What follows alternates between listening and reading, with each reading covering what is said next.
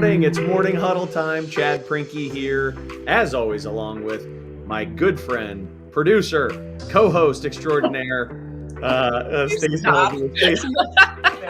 Hey, how do you want us to install this water heater?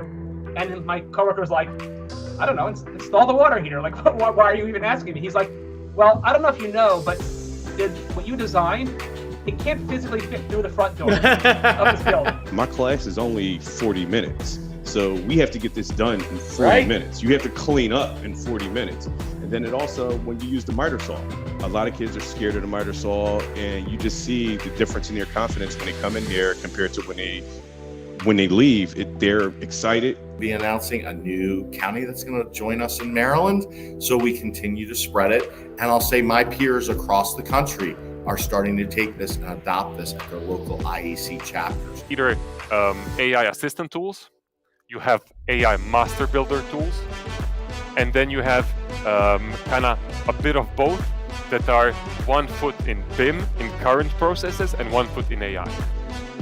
Said, Brett, in life, opportunity meets you at your level of preparation. She said, here's the keys, go forth and do great things.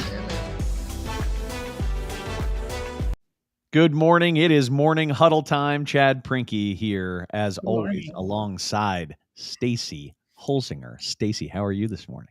I'm doing good. How are you? Nice and refreshed from vacation? Extremely refreshed. I got to tell you, in all sincerity, I was, as a group, our journey, well built. Our company started in 2021, and today we have 7 people. And in 21, it was like me and one other person. And 22, it was me and 2 other people. And 23, it was me and 4 other people. And now today we have this whole team, and it's still small, right? We're just an itty bitty company, but we're growing, darn it.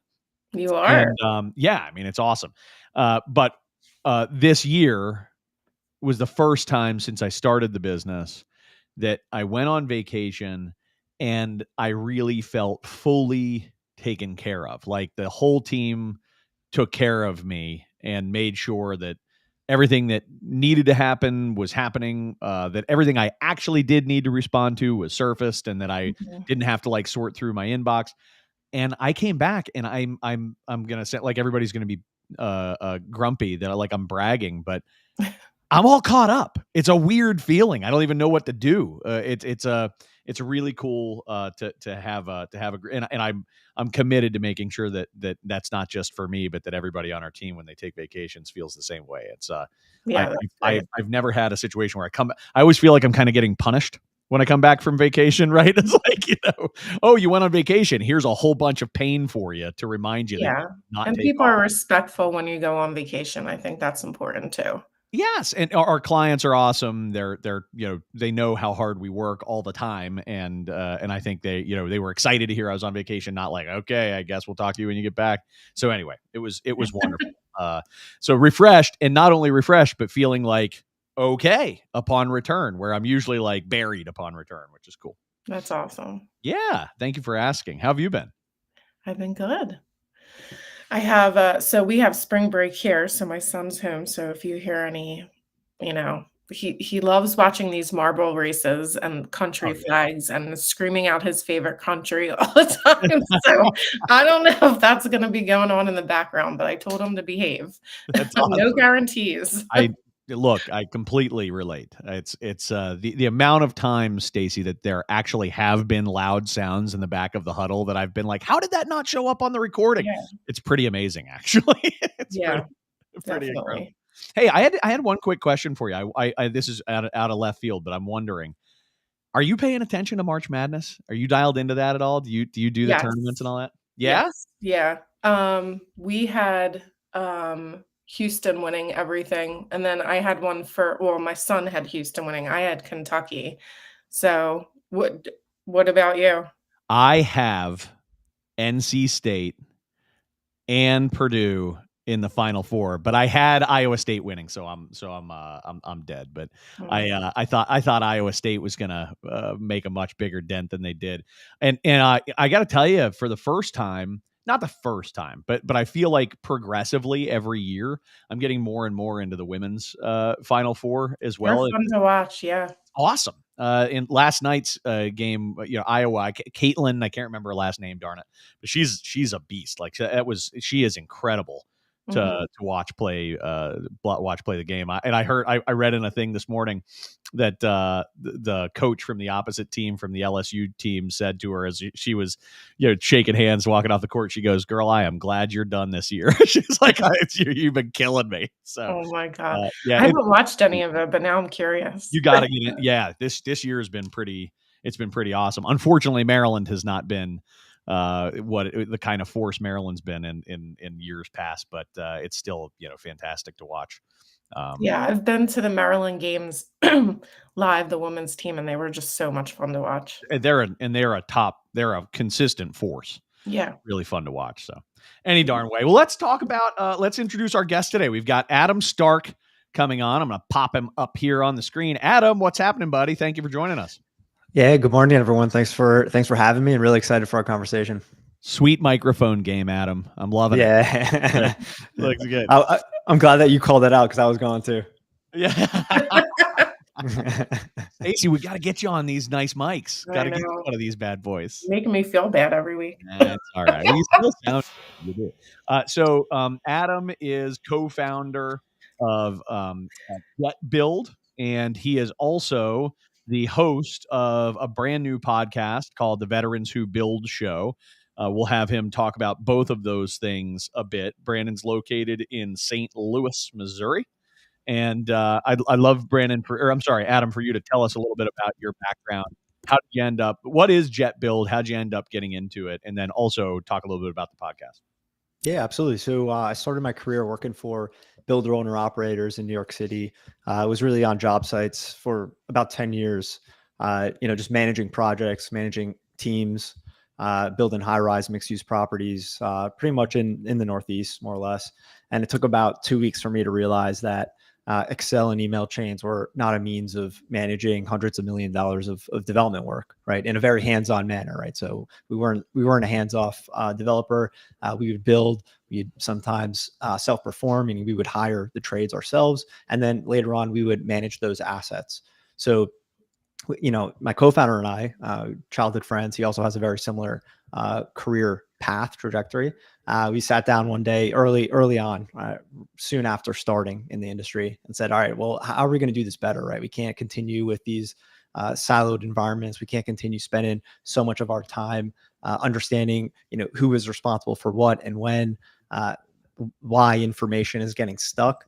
And that's the inception of Jet. Is we said, all right, well, why don't we create this central platform to manage all of our teams on, to manage all of the data that goes back and forth between contracting teams, design teams, developer teams, lender, city, insurance, right? All of the stakeholders that are involved in projects, and simply just make our lives easier, make everyone's lives easier as a result for centralizing all of this information. Cool. Got it. So Jet builds a software platform that is designed to cover all that stuff, and it's in the brainchild occurred when you were actually in the trenches doing the work for a development company and saying, hold on, this is super inefficient. Exactly. Yeah. And what's neat about our journey is we were building out the platform. We were building out Jet really just for our own needs for a few years before we realized that, we actually just created this very robust platform that's working really well for, a significant amount of development and construction. Why don't we start testing it with the market? So, the entire process of, beta, MVP, building out a product and a platform was in the trenches, right? We were literally doing it for ourselves, for our projects, for our stakeholders, which allowed us to create not only a very robust platform, but something that is very intuitive, very easy to use. Awesome. So that's been in operation now, I guess, for coming up on 2 years. Who is the product designed for? Is it designed for the development community or for the contracting community? Yeah, so it's an interesting question. Generally speaking, our ICP, ideal customer profile, is going to be the developer, the owner, and this is something I know we're gonna hash out, talk about why. That said, I mean, there's lots of applicable tools for anybody who is managing the project, right? So you have a lot of developers who are, never stepping foot on a project or only stepping foot maybe once a month. So therefore, it should be the GC perhaps to own the platform, or it a could be construction manager in between, exactly, or what have you. own a rep. Yeah, exactly. Yeah, makes sense. Okay, cool. And before I launch headlong into that, I do want to create a little bit of space for, you know what? Maybe we'll circle back to the Veterans Who Build podcast later. I want to dive into this topic, and I do want to hear about the podcast, but I don't want to jump back and forth too much. Sure. So let's dive in here with that. Exactly what you said. Hey, so you've designed this thing for owners, and you specifically said owners, and then we've been kind of trading this term owners and developers back and forth.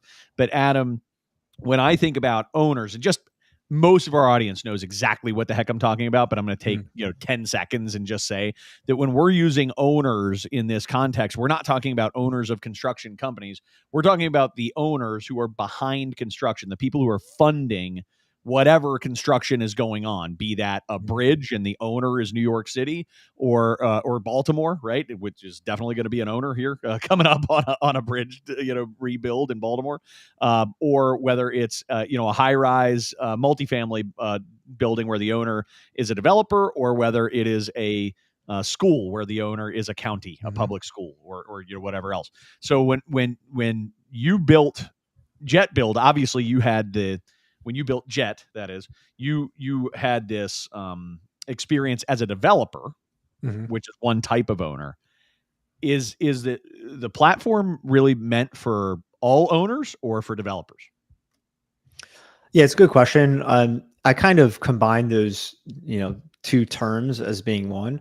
Whoever is, as you put it, right, the one essentially funding the project, at least from that degree. I mean, we could go even more macro and start talking about lenders, right? Why are lenders not requiring a platform? So, I could keep stepping backwards. Exactly. The source of the money, right? Yeah.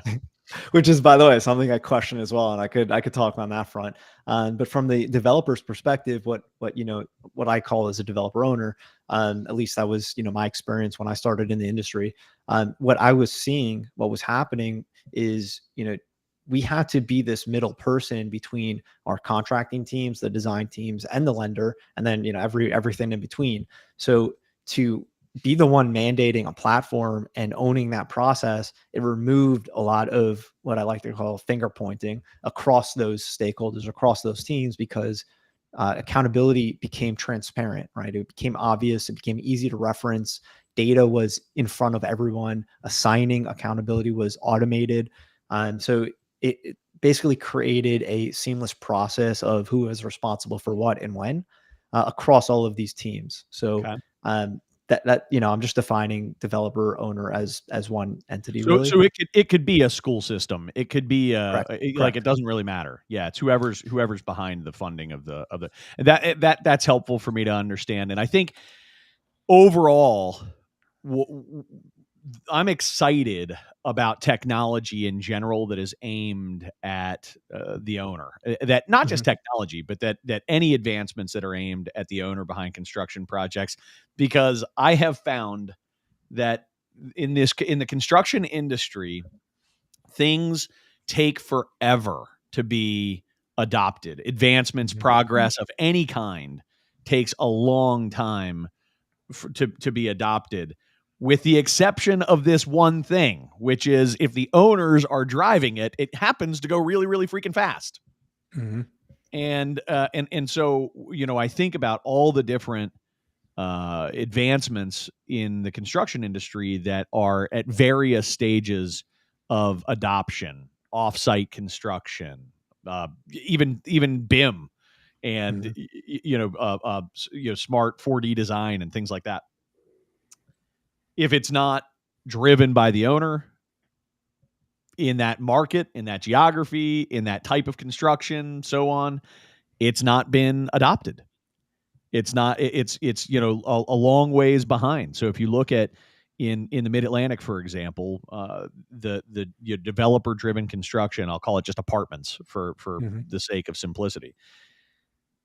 BIM in apartments is rare, you know, but BIM in colleges and universities is commonplace. The only difference is the owner and what they seem to care about. So let's talk about owner-driven advancements and really what types of advancements. How, what can we be bringing to the mainstream through owners? What are some of the things that you think are advancements that we should be driving through owners? Yeah, I mean, I think what you just called out is a great example, right? You just have two different project types. Depending on the owner, they'll either want a BIM process or they won't, and that's how the project will be driven. So, a great example, and that's the reality. In terms of how do we create an ecosystem where we're driving innovation and driving technology? I always like to start off with the first and foremost. Always give credit to all of the site operators. I mean, none of what they're doing is easy, and they're building what all of us need and use day to day, whether that be roads, homes, offices, hospitals, etc. So always kudos and shout out to them.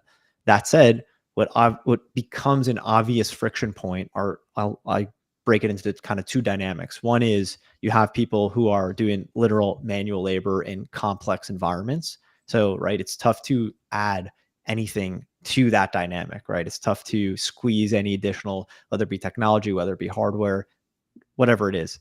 Tough to do that.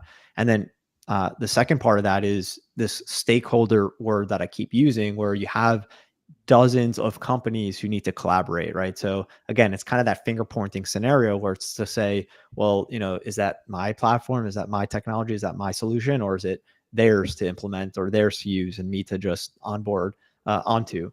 So the way I kind of look at it, and again, to your point in terms of owner driven, the way we see it is if you're implementing a core management solution, for example, JetBuild, onto a project that isn't price gouging to begin with, and that is easy to use. And what I mean by easy to use is, so long as you have, I don't know, a year in the industry and understand what an RFI, a Gantt schedule, a budget looks like, a submittal process, so long as you just have some baseline understanding of what happens on a construction site, you're going to understand, you should be able to understand how to use your core solution in, I don't know, 30 minutes, 40 minutes a day maximum. It shouldn't be this lengthy process. So if we're starting with the core technology stack as a simple and cost-effective solution, how will that open up possibility to additional technology? So that's kind of how we look at it, right? How will that free up your time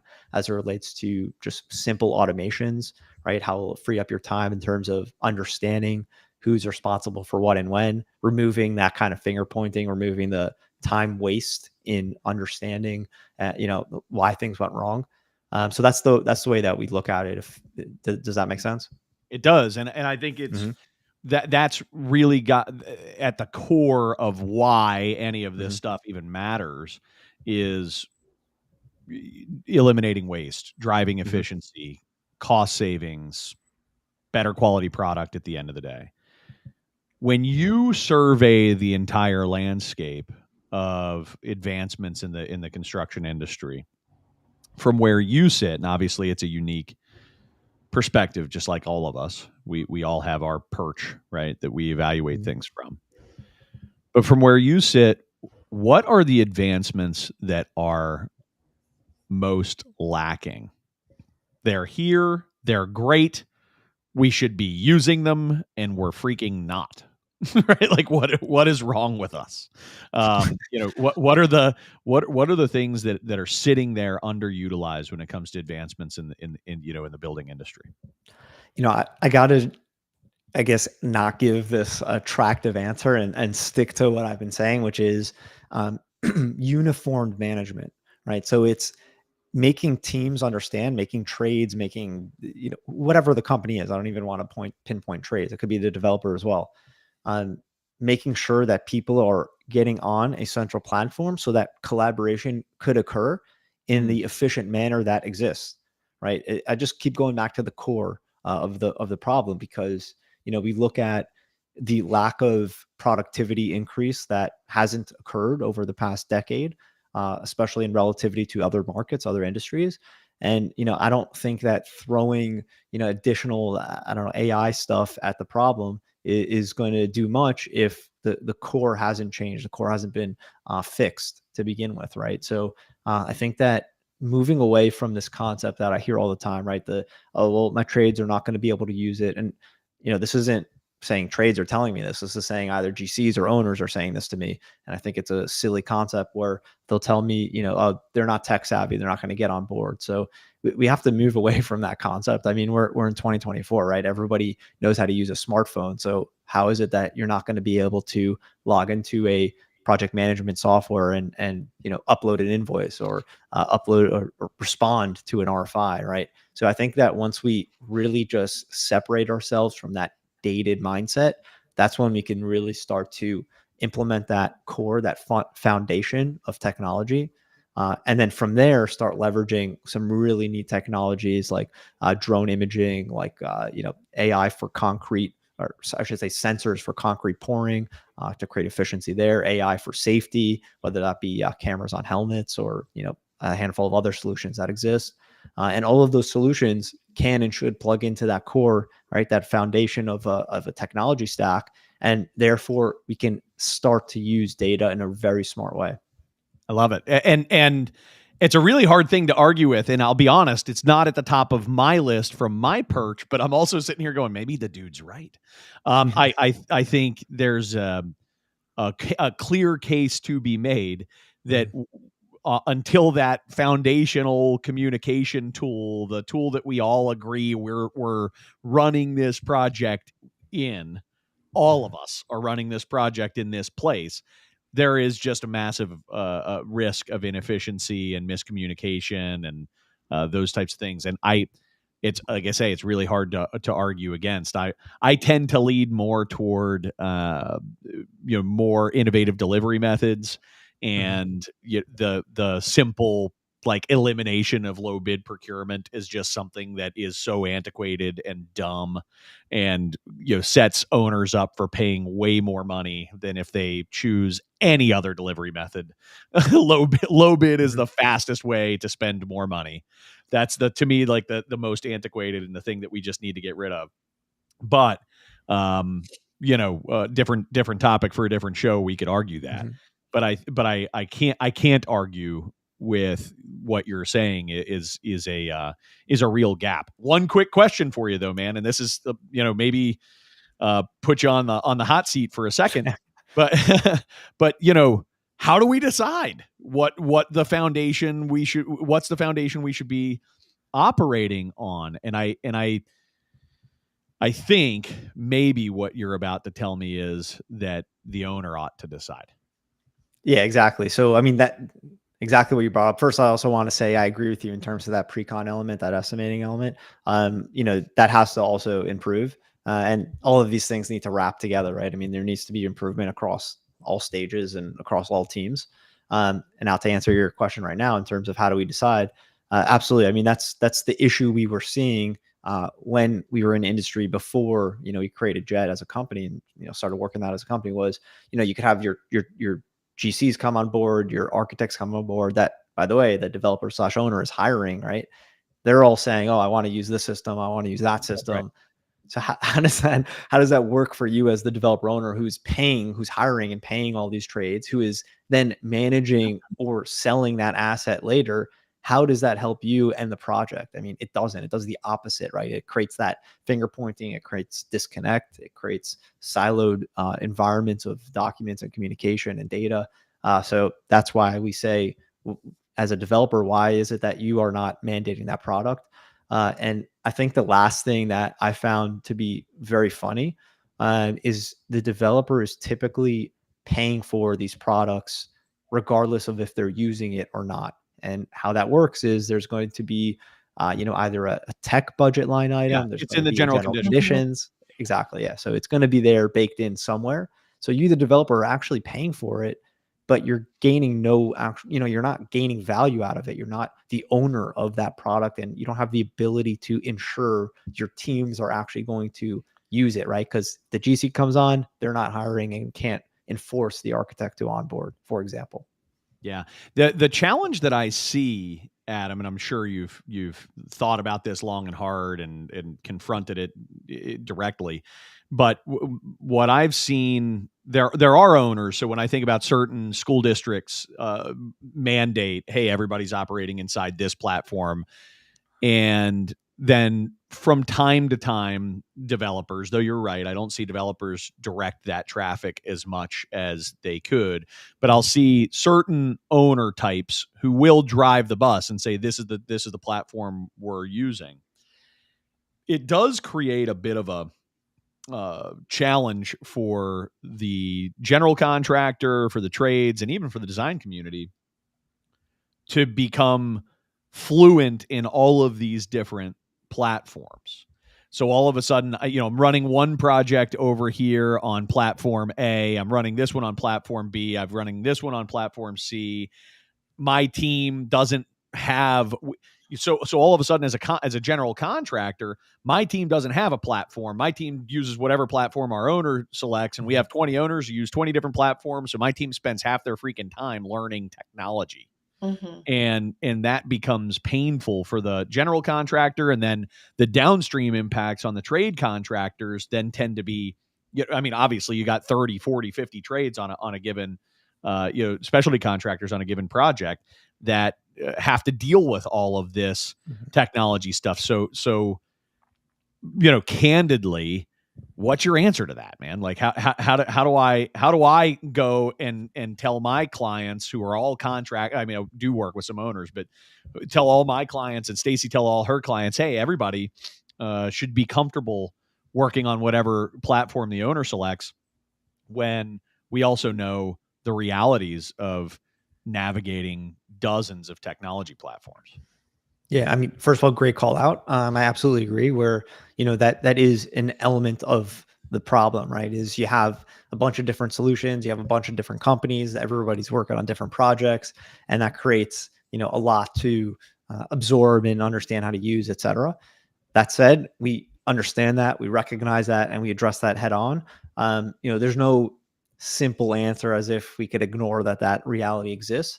However, what we do enable teams to use is a simple product, right? I mean, if I gave you, I don't know if you're using an iPhone or an Android, if I give you the opposite of whatever you're using today, are you going to need more than, I don't know, 30 minutes to understand how to send an email, respond to a message, take a picture, send that picture? I mean, you're not, right? Like, nobody today is going to need more than, whatever it is, 30 minutes a day, 2 days, I don't know, 3 days maximum, to understand how to use a product that is built modern, that is built like everything we're used to. And that's the way that we address it. And in supporting that process and supporting that decision to use Jeff, for example, is we're very hands-on. I like to call it concierge support. So, if you as a license holder need help, we're here. If your stakeholders need help, we're here to help them, right?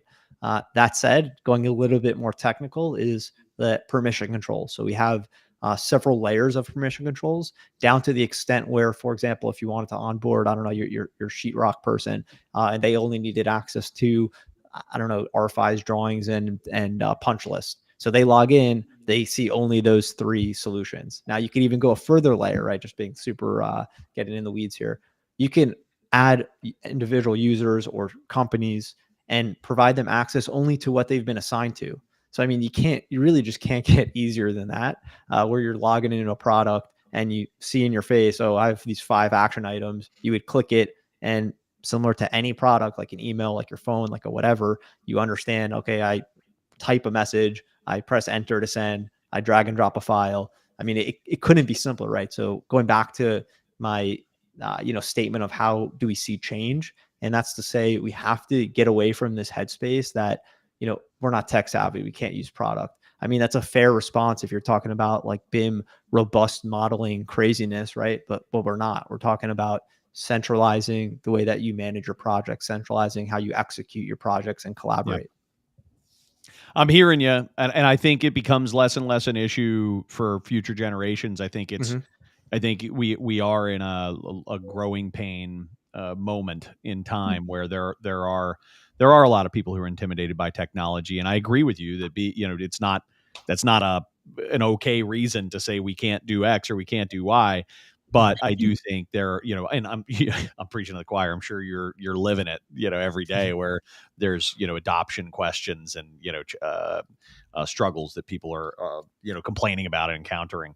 But yeah, I do think that more and more digital natives, such as yourself, right, are getting to a place where it's like, dude, like it's just clicking here versus clicking there. They basically all work the same. It's all good, right? Yeah. It's a question of which platform you trust more and which you feel like has best support and things like that, right? So, all right, well, cool. I got to pause here for a moment and thank our sponsors. I want to make sure that we do that. We're gaining viewers and subscribers every single week, and it's through the efforts and funding that these guys have been providing us.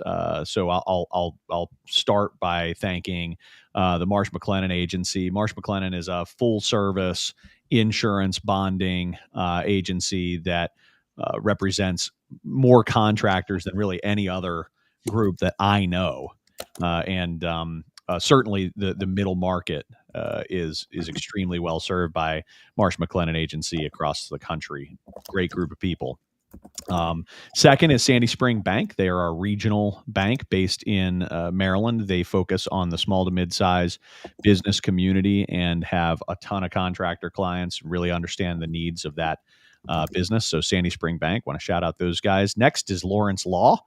It is a boutique law firm based in Baltimore with an office also in New York City. Great group of people who truly understand how to protect contractors. And so if you're a contractor and you don't have a lawyer that you trust, this is a go-to relationship that I would strongly recommend.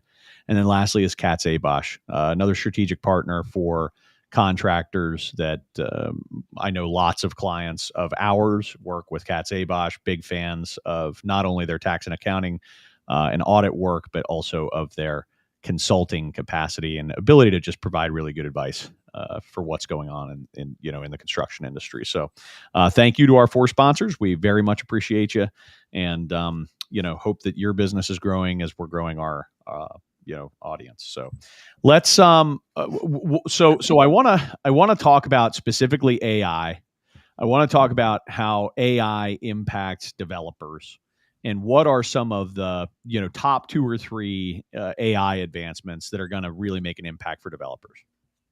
Yeah, I mean, before touching on impact, I have to call out the fact that AI only begins to actually work well once data is compiled, right? Once it's indexed and compiled. So if you start in 3 years from now, then you're going to need that much more time to compile and own that data in order to create smart AI tools. So Totally the sooner agree. you start, Yep. So the sooner you start. It's funny enough. I was just talking with a client of mine this morning who's begun this, something that we strongly recommend for a lot of. I mean, honestly, almost every contractor, if you're ready for it. Big fans of time tracking for project management and superintendent staff, and really having people apply their time to different projects and different cost codes and things like that, which is a step beyond what most contractors are doing. And they're about 6 months in to the exercise, and they're like, all right, what's the data say? And I'm like, sorry guys, keep going. It's going to be a while by the time we have any really useful data. We need a lot of completed projects before. But the good news is that you're doing it now. And so once we get 100 projects under our belt this way, you're going to start to get some pretty amazing insights. So couldn't agree with you more. If you're not tracking, there's no point. You got to begin tracking and indexing data before you can actually start using AI to value. So with that as a disclaimer, what are some of the AIs that are going to make the biggest impact for developers?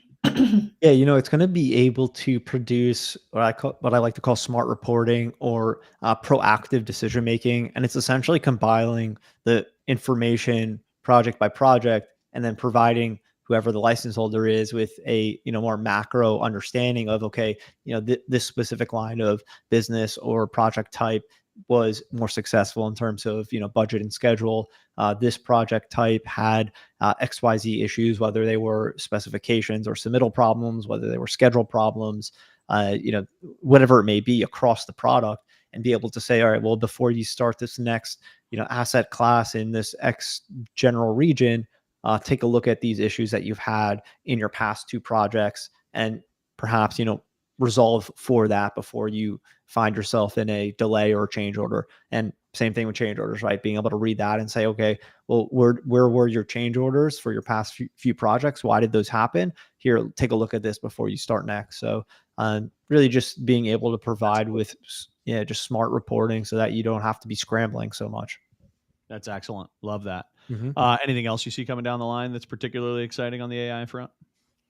Yeah, I like the, not from the developer's perspective. I think more so from the, trades or operators perspective is, I kind of alluded to it before, was the safety solutions. I think that's really, really needed and important, which also ties into what you're saying in regard to time tracking for teams. So I think those overlap. And then also probably the imaging. So like drone imaging, which also allows for kind of smart, project status understanding. So I think those 2 products are like, they exist, and I'm pretty sure they work very well, and will continue to work well, right? So it's not like some far out thing like I've seen before, which is pretty nuts, is the robots for job sites. Yeah. So that robots are more future. The tools I mentioned are really, you could really start leveraging them today. Yeah, that's cool. I think that the fundamental piece of this, that my big takeaway, is excited as we all are about, and scared to some extent as we all are about, advancements in artificial intelligence.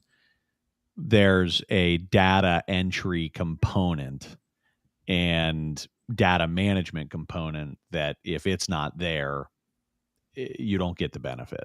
Mm-hmm. So that goes back to your essential point, which is we really do need to get our foundational platform in place, and we've got to all be communicating and managing from a single point. So I'm sold on that. I'd like to shift gears and learn a little bit about your podcast. You've got the Veterans Who Build podcast. You yourself, I know, are a veteran. Talk a little bit about what the purpose of the podcast, and maybe a little bit of what inspired you to do it. Yeah, absolutely. So the Veterans Who Build show, it's for veterans in the built environment. So that's really everything between a site super to a lender to a real estate insurance provider. So very broad in the sense that everything that has to do built environment, real estate, etc. And the core purpose of the show is to create a roadmap per se for veterans in terms of what were those transition periods like from military to civilian to built environment. Because that's a just very difficult time, generally speaking, for veterans making those shifts in life. And then the second kind of key element is translatable skill sets, military to built environment. And the way that we structure the show is essentially chronological order. So to allow for the veteran to provide their kind of life story, so kind of childhood, why they wanted to serve, where they served, going through their service itself, and then now again, touching on that kind of key element of the show is that roadmap point of view of, what advice would you give yourself when you transition from military to civilian life, and then civilian to professional career, built environment. And then, we go through their professional career, and then also touch on, as we go through that conversation, translatable skill sets. So, I think these are 2 elements, the transition periods and translatable skills, that a lot of veterans really struggle with. And it's no secret whatsoever. And really every veteran can relate. So the goal and the inspiration is to just help those that are in those phases, perhaps hear something that they can relate to, and improve, their process for themselves. So that's the show, and that's the purpose. I think that's awesome. I think that's really, that's a valuable subject. And, without having had that experience myself, I am it's the right word, kind of a student of human experience. I'm a fiend for hearing stories about, different life experiences. And I think even if you haven't had that experience yourself, it enriches your understanding of the overall human experience. And there are always things that you can have empathy for and that you can relate to, even if that's not your story. So I'll be tuning in.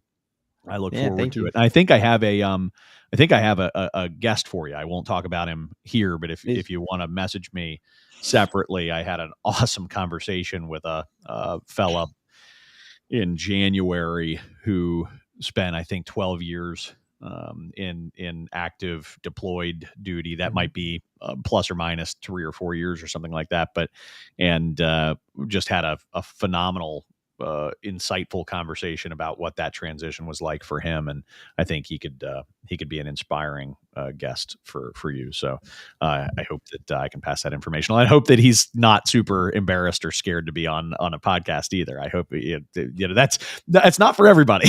It's not for everyone. Yeah.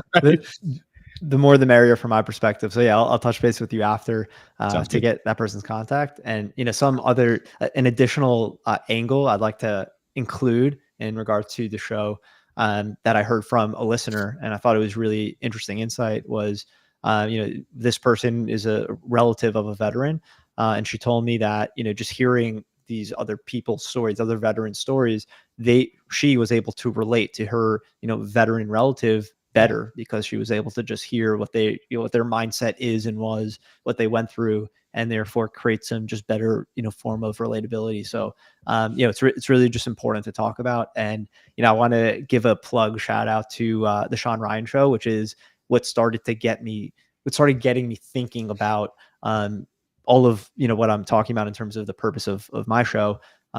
Sean Ryan has a few million subscribers. He has veterans on his show. I mean, pretty much 90% of the show is veterans, and they just go through their story, generally speaking. And I was just able to relate with a lot of what these veterans were saying, and it was just a shocking thing to hear, where I wasn't even aware of my own struggles or my own just nuances day to day, but I all of a sudden was, just because I heard another veteran talking about it. So it supports veterans, but it also supports those who are connected to veterans, whether that be personal or professional. Yeah, I love it, and wish you all the best with that show, and we'll be an advocate for you. Please feel free to pass along stuff that you feel our audience ought to be exposed to, and we'll happily promote that along with you. Thank you. Absolutely. Adam, anything else before we wrap up? I've really appreciated the conversation and want to make sure that you've got an opportunity to say anything that we've missed. Now we covered it all. My two plugs here are Jet Build and the Veterans Who Build Show. We covered both of those and had a great conversation. Thank you. Yeah, agreed. Thank you. And we'll look forward to keeping in touch with you. And again, all the best from here. Yep. Thank you. Thanks so much. Thank you. All right, Stacy, let's talk a little bit about, what, before we do that, I hope it's okay. I'm going to address, I see one comment that came through was somebody, and I love, by the way, when people share alternative points of view, right? So I made this statement that I feel like low bid procurement is a major, a need for improvement in the construction industry. And I have obviously my reasons for saying that, and I feel strongly about those things. But somebody in the chat, Glenn, whose last name I could try, but I will avoid. But Glenn said, hey, if everything else is equal, low bid is by far the best way to choose a contractor. And I love dissenting viewpoints, and I bet you that Glenn has some really valuable insights as to why he feels that way. And I'll just comment to Glenn briefly here, and knowing that he can't comment back probably at enough time for us to make it on the show, I would invite Glenn to communicate, and by the way, any guest, or I'm sorry, any audience member, always to share your perspectives. And I'm very open to being wrong, and find that I regularly am. But the reason that I have the perspective that I have is that rarely things are equal. There are very rarely contractors that are truly equally capable of doing the job. There are rarely individual managers on those projects who are equally capable of executing at the same level. There are rarely the same exact bonding capacities, and there are rarely plans that are all the way complete and put people in a position to be truly equal. And so what I find is that in a low bid procurement model, often the wrong contractors are selected because they're not the right people to do that job. Just because they were less expensive doesn't make them the right person to do the job. And furthermore, there are usually meaningful gaps in the plans that create lots of opportunities for people to look low who aren't actually low, and that'll eventually come out in the rest of the project. So that's the gist, and I could talk about it for literally hours. I love the discussion, and not, by the way, making my case, just sharing my experience, and would love to engage with anybody who would like to share an alternative experience with us. I think some of the best conversations are ones where we argue, but where we argue the point, not as with each other. So Glenn, thank you for sharing a dissenting view, and I'd encourage everybody to do that. Stacy, what do we have? A hot topic. Yeah. Oh my gosh. Yeah. Always. Right. So next week we have mergers and acquisitions, and I believe Matt will be joining us. Yes. Yeah. So I will be out next week due to a commitment for a couple of full days with a client, and Matt is jumping in as a co-host with Mark Zweig, who is our guest. And Mark and Matt are actually friends, which is a great opportunity to bring a couple of people on who are going to have a natural, easy conversation. And Mark heads up a consulting company that's actually similar to what Wellbuilt does, that has primarily their focus is in the architecture and engineering community, and ours is in the contracting community. So we're very friendly, and we partner up on stuff. They've done tons of merger and acquisition advisory, and they're going to talk a lot about what it takes to get your company ready for sale, and some of the misnomers and things like that. Yeah, we talked about this issue before, and it was a pretty good episode. So there's a lot of people in that they're thinking about that, and their strategic plans, and who's going to be taking over, if they're going to sell the company, and things like that. So, yep, agreed. And everybody's got to exit sometime. Yeah, you need a plan, right? You can exit without a plan, and I don't recommend it. I don't recommend it. So this will be a good conversation for those who are thinking of exiting. And maybe those who are working inside companies that are inevitably going to experience this transition. They just will, unless it's a publicly traded company, which the large majority of contracting companies are not. You're going to be going through this same process. So, good. Hey, Stacy, is there anything you have going on that you want to plug before we wrap? I am hiring for a construction marketing intern. I would like to start by the end of April for 6 months. It's a paid opportunity. So I did post about that. Looking for a college student, junior or senior, possibly, to help me with a social campaign that we're working on that's going to be launched in August or September this year. Sweet. I reached out to a couple contractors. I'm looking for Maryland contractors that want to participate. So if you're interested and you want to support the skill trades, please contact me. Would love to work with you this summer. Sweet. Can't say too much, but privately, if you're interested, I'd love to talk to you about what I'm working on. That's awesome. Thank you. I'm really glad that I asked you that question. I was like, quiet today. Sometimes I put you on the spot and I feel bad. This time I feel really good that I put you on the spot. That's really good. I know. Thanks for reminding me. I did want to bring that up. So. Oh, it's great. Thank you. And I want to make sure that one quick thing that I'll plug while we have the opportunity is we've got a boot camp coming up, a leadership boot camp from May 6th through May 8th. This is a core leadership and executive readiness boot camp. You can sign up for just the core leadership components, which are really a good fit for anybody who is in a management role in the construction industry today. So whether that's field management or project management or even departmental management in HR and accounting or whatever, if you're managing humans in the construction industry, the leadership boot camp's a good fit. And then the executive boot camp is the third day. And that will be specifically geared toward, how to manage a P&L and, business development, some of the things that really you're called upon to do as you move into an executive leadership level in a construction company. So do check out our leadership boot camp. And then I always want to steer people to the morninghuddleconstructionshow.com website. Make sure you sign up for our newsletter and subscribe on wherever you consume your podcasts. I'm always amazed to hear where people are finding our show. And so please make sure that wherever it is you like to consume podcasts, you're subscribed on that channel. Most people don't consume them on LinkedIn Live. So for our live audience here, if you're like, wow, this is the first time I've checked this show out live, I wish this was on Apple Podcasts, or I wish this was on Spotify. It is. Make sure that you go over to the platform of choice so that you're not just trying to catch us when you happen to be stationary and able to catch the live stream. So I think that's all I've got. Stacey, anything else to add before we wrap? Nope, that's it. So I will see you in 2 weeks. That's right. Yes, and you will see Matt next week. Yes. And I'm sure he's going to do an awesome job per usual. So I look forward to watching the show. All right. Have a great one. All right. Thank you. See ya. ya. Bye-bye.